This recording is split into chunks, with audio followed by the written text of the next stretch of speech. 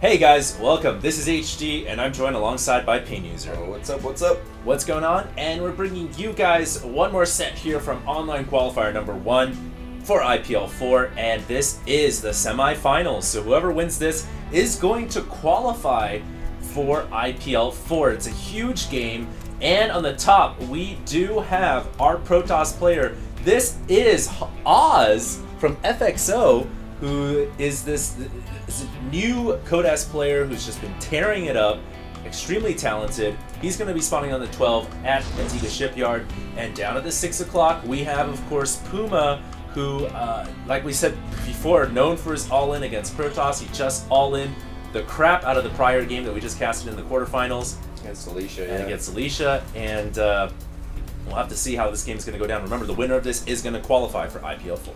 Oh yeah, Oz, a player who's been making waves in Korea lately. Just a phenomenal Protoss player. And yes, a Codas player as well. PuMa, a player with a ton of international success, obviously from Team Evil Geniuses. A great pickup for them. And I'm very curious to see this one play out. Really want to see these two guys go head-to-head because obviously this is an international event, and PuMa has showed a lot of success in events outside of Korea, whereas, you know, Oz, also a phenomenal player. So we'll just have to see, and these two guys have made it all the way to the semifinals of Qualifier number 1 for IPL4, so cutting their way through some pretty difficult opponents on the way.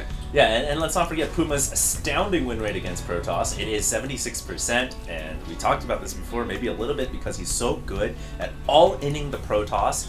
And the Protoss player here, Oz, is not his best matchup against Terran statistically, actually sub 50%. But, you know, stats only tell half the story. So we'll have to see how things go this game. Yeah, absolutely. Indeed. Now, that probe does get trapped inside the main. And a little sad face. Little sad face right there, mourning his probe soon to be lost. And it looks like we do have a Zealot coming out of that gateway. And you're right, that probe is eventually going to go down, but at least it'll get somewhat of a scout inside the main. And it looks like PuMa is going to go right away into an expansion, so he's not going to play that little tricky style that he used against Alicia, and once again making sure that probe stays inside and blocks it up. But he's not going to use that tricky style, at least not from what I can see against Alicia so far, and he is going to go ahead and get that expansion down and play for the macro. Meanwhile, the same thing we see coming out of Oz, he is getting a Nexus down as well.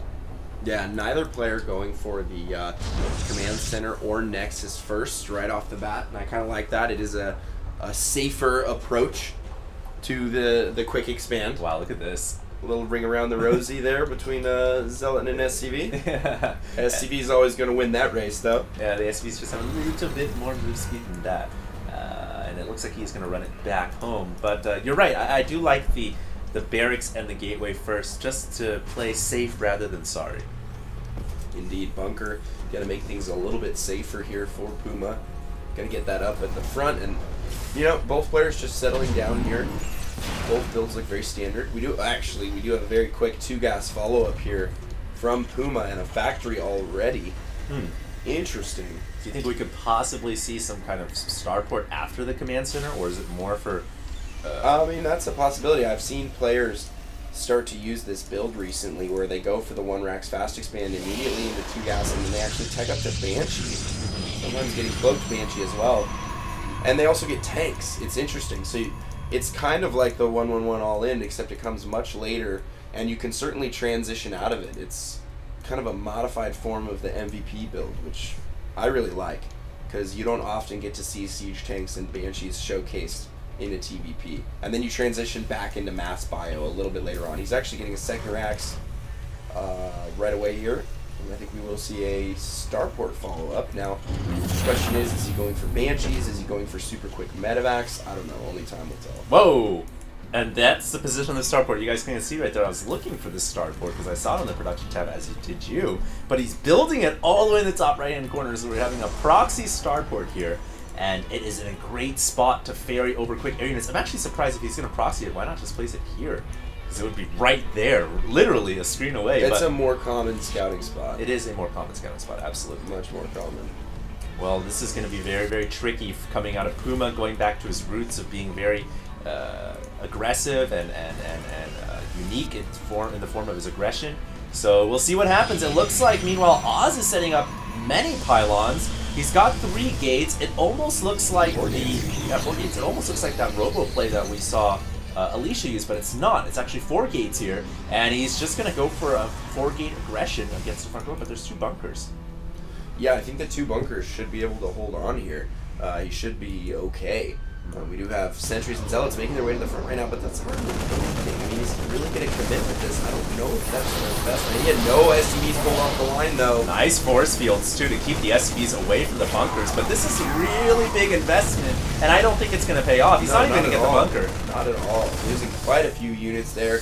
Also going to lose that position, and PuMa's got to be thinking to himself, awesome. I mean, what is going through Oz's head right now? Because he just threw away a ton of units. He doesn't have position on the map.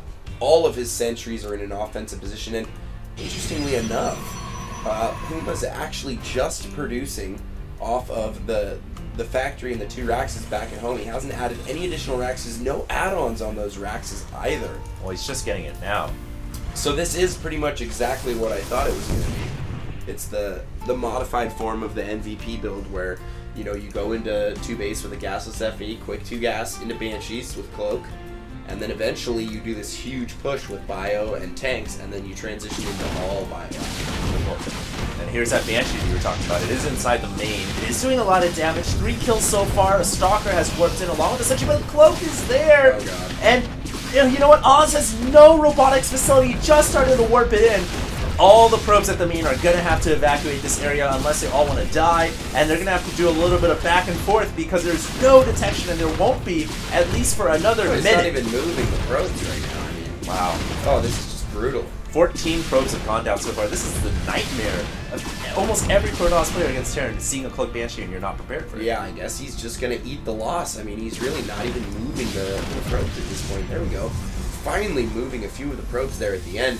Banshee doesn't take a single shot and will escape with full hit points in a second. Wow. Banshee joins the party here at the main, and he's going to get some additional probe kills. So PuMa just doing an excellent job harassing right now.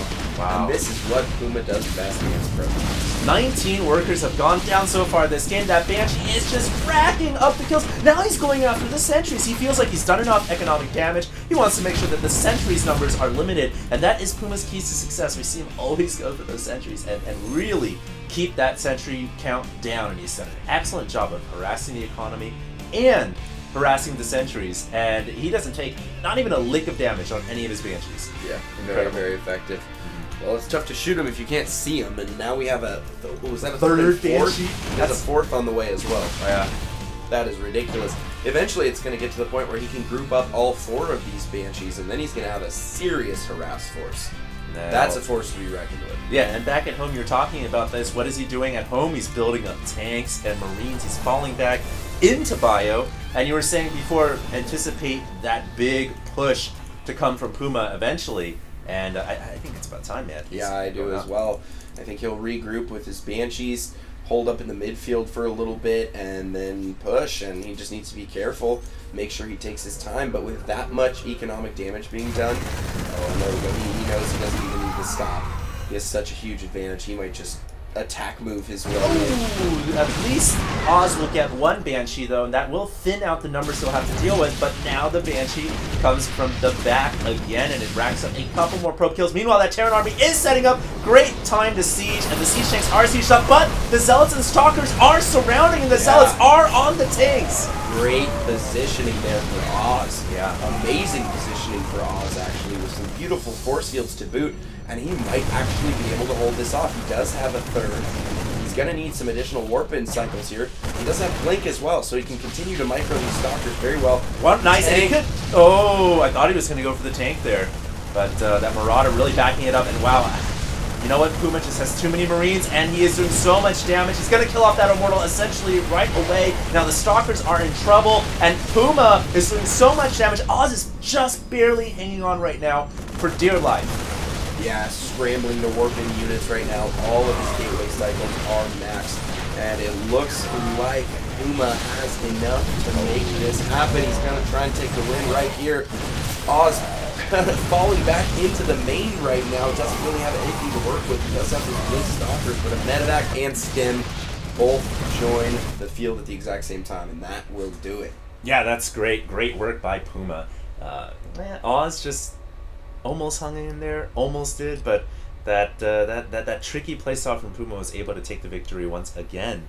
So we'll have to see if Oz can bring it back in the second game. This is a best of 3 for the semifinals, and if you win, you do qualify. So stay tuned, guys. This is HDMP Newsroom, and we'll be right back.